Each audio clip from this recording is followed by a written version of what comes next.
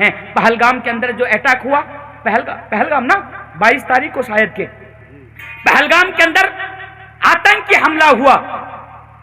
बहुत दुख है, मुझे बहुत दुख है।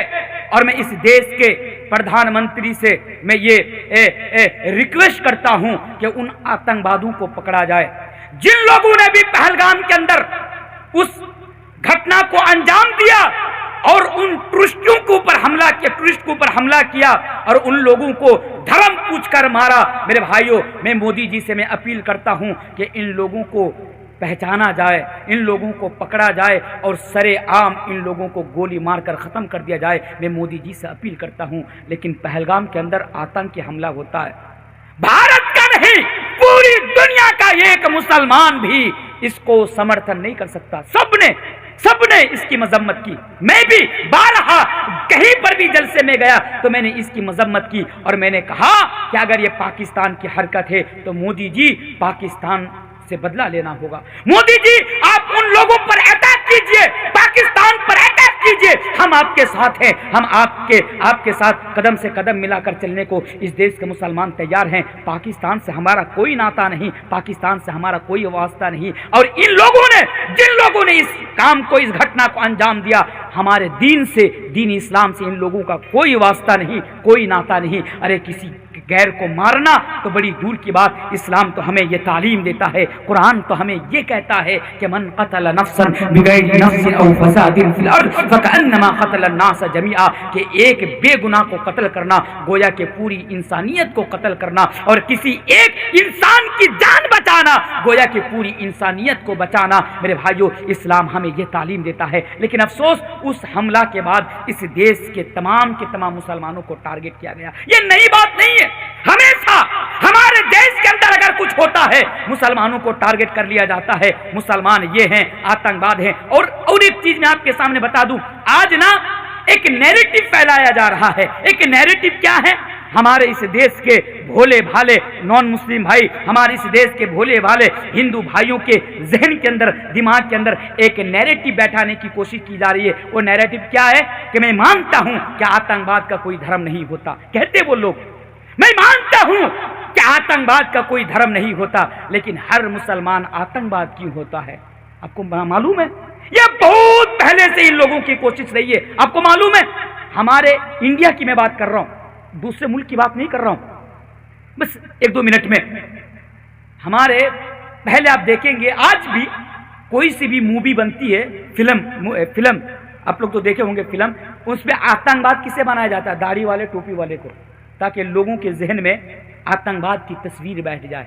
लोगों के जहन में आज भी अगर फिल्में बनती है, अगर उसमें आतंकवाद बनाया जाता है तो मेरे भाइयों दाढ़ी वाले और टोपी वाले को बनाया जाता है। मेरे भाइयों, इसका इस्लाम से क्या लेना देना?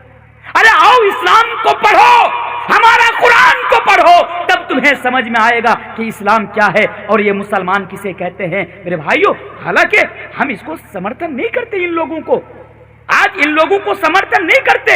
जो लोग आज दाढ़ी लगाकर किसी पर अगर जुल्म कर रहे हैं, मुसलमान का नाम लेकर किसी पर जुल्म कर रहे हैं, हम समर्थन नहीं करते। और हम तो बारहा ये कहते हैं कि आतंकवाद के साथ, टेररिस्ट के साथ हम लोगों का कोई नाता नहीं, हम लोगों का कोई वास्ता नहीं। बार बार उसके बावजूद भी इस देश में मुसलमानों को टारगेट किया जा रहा है। आज टेलीविजन के डब्बे पे बैठकर शरेआम मुसलमानों को जिहादी बताने की कोशिश की, जिहादी साबित करने की कोशिश की जा रही है। मेरे भाइयों, क्या है?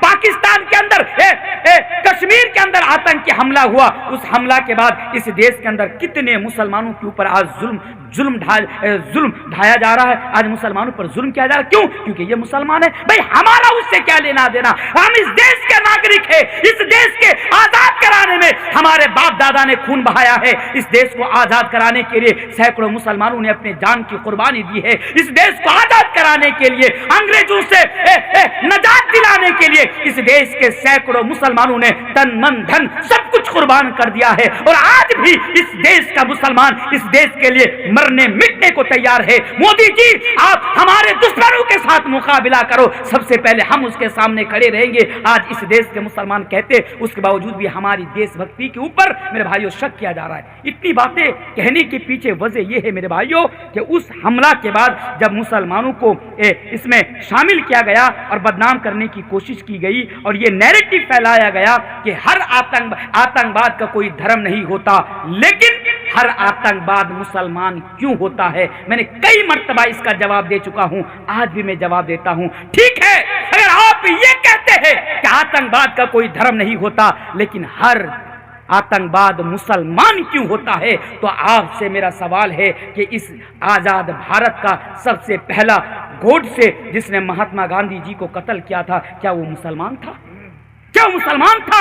आज भी हमारे देश के अंदर गाय के नाम पर और एक खास नारा लगाकर कितने मुसलमानों का गला काटा गया, क्या वो तमाम के तमाम मुसलमान थे? आज भी इस देश के एनआईए ने यह साबित कर दिया कि मालेगांव बम धमाका में जो टीम पकड़ी गई, जो लोग पकड़े गए, बताओ क्या ये लोग मुसलमान है? आज पाकिस्तान की जासूसी करते हुए जो लोग पकड़े गए, क्या ये लोग मुसलमान है? ट्रेन के ऊपर चेतन शर्मा नामी एक जीआरएफ यानी एक पुलिस मेरे भाइयों, सरकारी वर्कर मेरे भाइयों, ये मुसलमानों का नाम पूछकर इन लोगों को गोली मार दी, क्या वो मुसलमान था?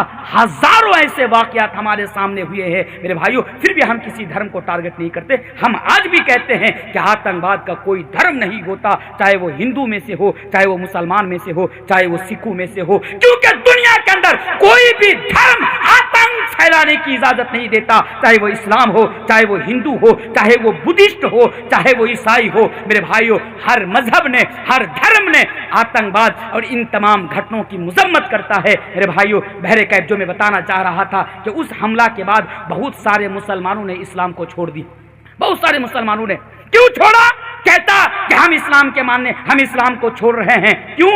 उस घटना के बाद उन मुसलमानों से मैं कहना चाहता हूं, अरे भाई, आप सिर्फ नाम का मुसलमान रहे होंगे, आप सिर्फ नाम का मुसलमान रहे होंगे।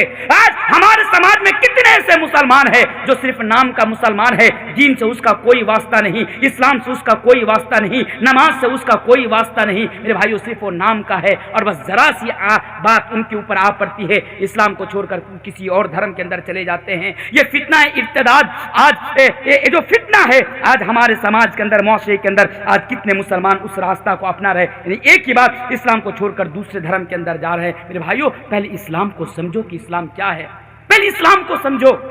इस्लाम को छोड़ने से पहले कुरान उठाकर पढ़ो, हदीस उठाकर पढ़ो, फिर तुम्हें पता चलेगा कि इस्लाम कहता किसे है। मेरे भाइयों, इस्लाम को बगैर सोचे समझे छोड़ देना यह आपकी ये कम अक्ल की दलील, आपकी बेवकूफ़ी की दलील है मेरे भाइयों। इसलिए मैं आपसे ये कहना चाहूँगा कि अपने ईमान की हिफाजत करो और इस्लाम के ऊपर साबित कदम रहो। अगर आपने इस्लाम के साथ समझौता किया, तौहीद के साथ समझौता किया, इस्लाम को छोड़कर दूसरे धर्म के अंदर गया, तो फिर क्या होगा? अल्लाह तबारक व तआला कुरान करीम के अंदर बयान फरमाता है, वमन यर्तदिद मिनकुम अन दीनिही फयमुत वहुव काफिरुन फउलाइका हबितत अअमालुहुम फिद दुनिया वल आखिरह व उलाइका अस्हाबुन नार हुम फीहा खालिदून। तो मेरे भाइयों, दुनिया में तो आपका जो होगा वो जिंदगी उठाकर देखिए, आखिरत में अल्लाह तबारक व तआला ने आपके लिए जहन्नम की आग तैयार करके रखा है। बहरे कैफ, ये चंद बातें थी जो जल्दी जल्दी मैंने आप लोगों के सामने रख दिया। पहली चीज़ कि आप अपने जवानी की अहमियत को समझें, और दूसरी चीज़, शिर्क से दूरी बनाए रखें, शिर्क के साथ कभी समझौता ना करें, और मेरे भाइयों, ईमान की हिफाजत करें, इस्लाम को समझें। इंशाअल्लाह आप लोगों से मैं वादा करता हूँ, नवादा के लोगों से मैं वादा करता हूँ, आमतौर से मैं इन इलाकों में जलसे में नहीं आता हूँ क्योंकि मैं बाहर रहता हूँ और